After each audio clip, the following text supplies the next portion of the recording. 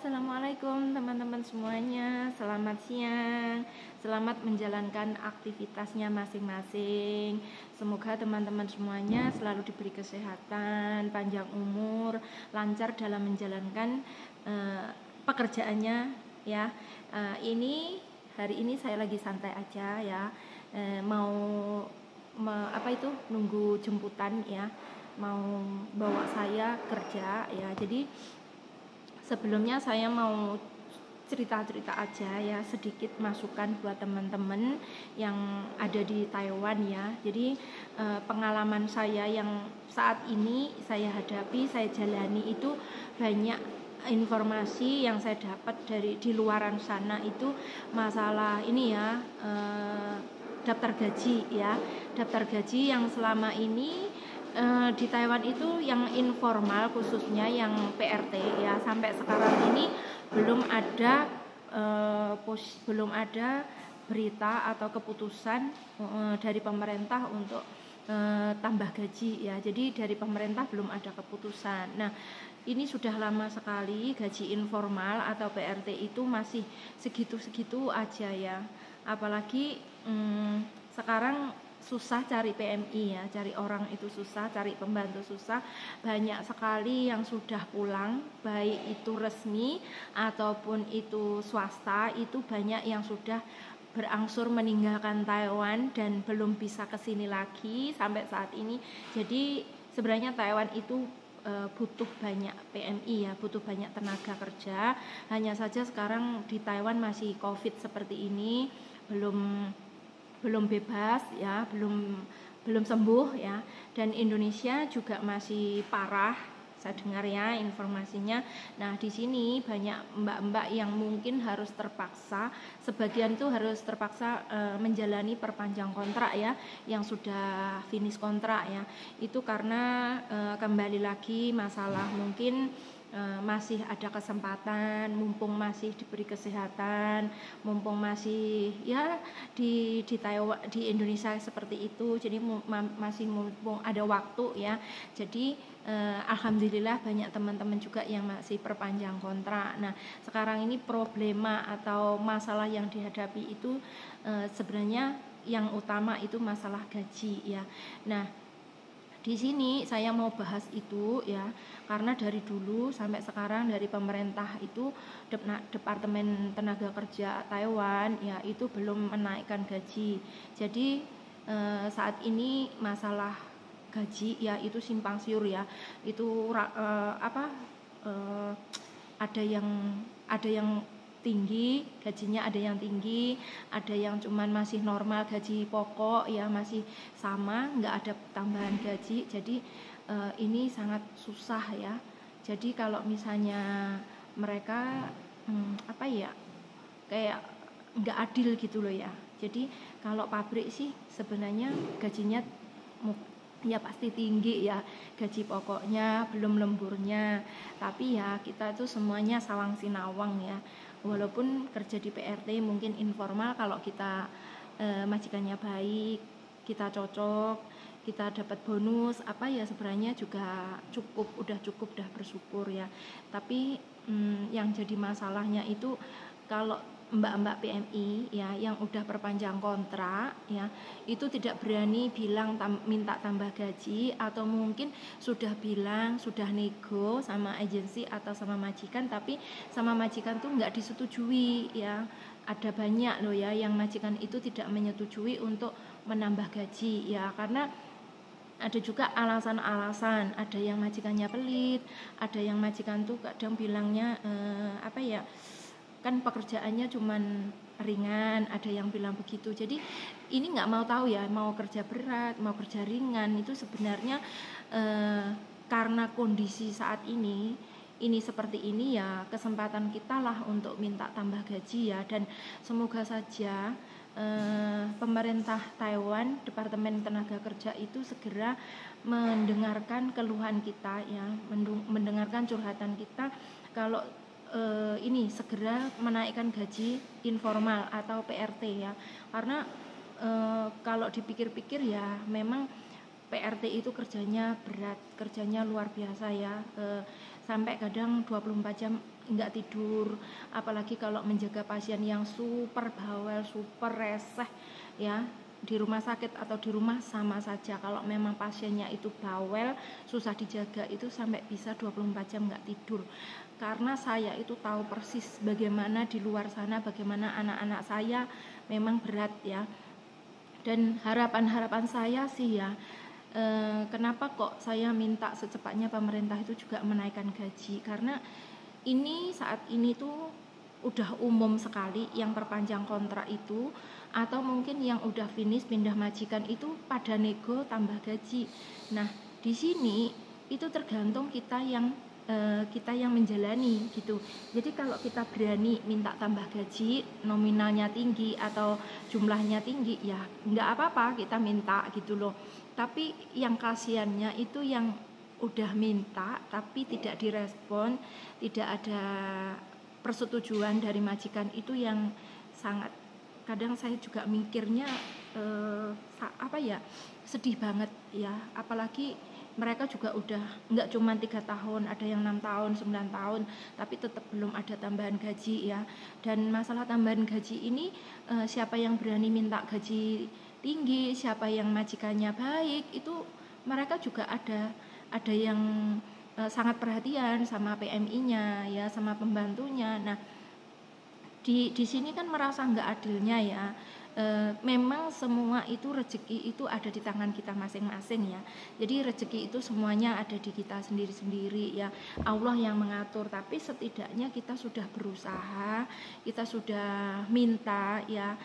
Tapi kalau misalnya kita nggak minta pun, kalau gaji itu dari pemerintah ada tambahan ya, maksudnya dirubah, ada gaji baru ya, misalnya nggak 17.000, itu alangkah senengnya kita, alangkah bahagianya kita yang ada di Taiwan sini gitu loh. Jadi nggak mungkin, setidaknya kita itu merasakan bisa betah, kita bisa walaupun menjaga pasien yang berat, walaupun kita nggak kerasan, tapi setidaknya kalau gaji sesuai dengan apa yang kita jalani, apa yang kita kerjakan kan ya alhamdulillah. Itu sih harapan saya ya, maksudnya. Jadi karena tidak ada keadilannya ini, saya tuh kasihan sekali sama mbak-mbak PMI yang di luar sana yang tidak bisa atau tidak menerima gaji tambahan ya.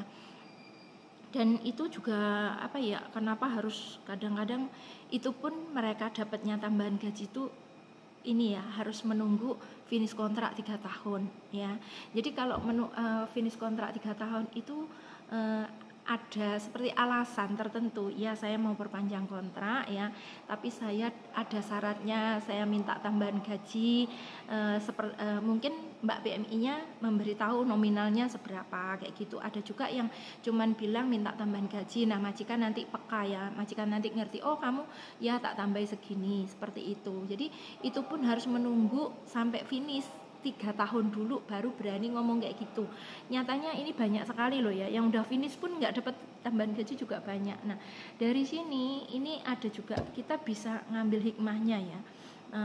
Majikan yang baik ya itu tadi, memberi tambahan gaji yang banyak.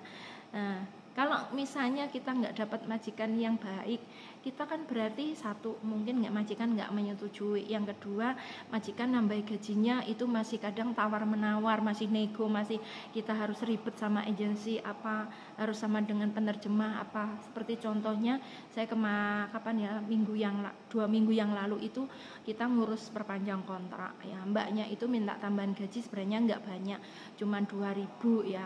Terus majikannya itu ribetnya itu awalnya kok banyak sekali begini, terus akhirnya mempermasalahkan permasalahan ini. Nah jadi yang saya herankan, mereka minta tambahan 2.000, kenapa harus sampai, kalau nemuin majikan yang nggak baik ya, sampai harus cekcok seperti ini, sampai ada masalah apa ya. Jadi sangat disayangkan. Makanya saya itu, kalau masalah ini misalnya kita nggak ada titik temunya ya, yang maksudnya yang umumnya pemerintah ini nggak mau mendengarkan keluhan kita, itu kan nggak adil ya. Jadi ya memang nggak adil, ada yang dikasih, ada yang enggak, ada yang terima lebih, ada yang sedikit kayak gitu. Jadi kalau misalnya ada kita itu menerima daftar gaji baru ya, gaji baru itu kan sama rata kayak gitu loh, jadi enak ya. Jadi itu harapan saya, tapi ya semuanya itu tergantung sama pemerintah. Cuman saya sarankan sama mbak-mbaknya ya, yang mungkin kalau anak saya sih mayoritas udah minta tambahan gaji ya, tapi yang ini saya sarankan buat teman-teman yang mungkin di luar sana, karena kadang kalau saya bikin konten itu ada yang komen, saya tuh nggak pernah dikasih tambahan gaji, sarapan kadang beli sendiri, makan kadang nggak kenyang apa. Jadi kalau nemuin majikan yang seperti itu sangat nelongso, sangat renyuh kalau saya dengarnya ya. Karena bagaimanapun kita di sini itu kerja capek ya, kita berkorban ya, jiwa raga kita, hati pikiran kita, mikirnya kemana-mana, ngatur keuangan ya, memanajemen uang gimana supaya cukup di sini dan keluarga. Terus harus di sini harus mikir pasiennya yang kayak gitu, mikir majikannya yang seperti ini. Jadi memang ini suatu masalah ya, suatu ujian, cobaan yang dialami mbak-mbak yang di luar sana ya, sama. Jadi apa ya, seperti kalau misalnya apa ya, kalau misalnya kita itu di sini harus makan kurang kenyang beli sendiri, apa itu kan sayang. Padahal majikan itu kewajibannya memberi fasilitas tempat tidur, listrik up dan lain sebagainya, makan 3 kali, gajinya lancar, normal kayak gitu. Terus setidaknya ya dikasih libur lah. Tapi banyak sekali mbak-mbak yang nasibnya kurang beruntung ya, mungkin nggak dikasih libur ya. Tapi ada juga yang dikasih libur tapi dianya mabuk maksudnya mabuk kendaraan kayak gitu, akhirnya dia males untuk libur. Ya nggak apa-apa, di rumah uangnya biar utuh ya. Tapi kalau kita penting gini aja loh, kita itu kalau nggak libur apa ya, dikembalikan ke diri kita. Maksudnya kita itu di sini ya harus bisa menjaga kesehatan, jangan sampai stres, jangan sampai depresi. Jadi dijalani, dinikmati, disyukuri gitu aja ya. Yang penting kerja ikhlas ya.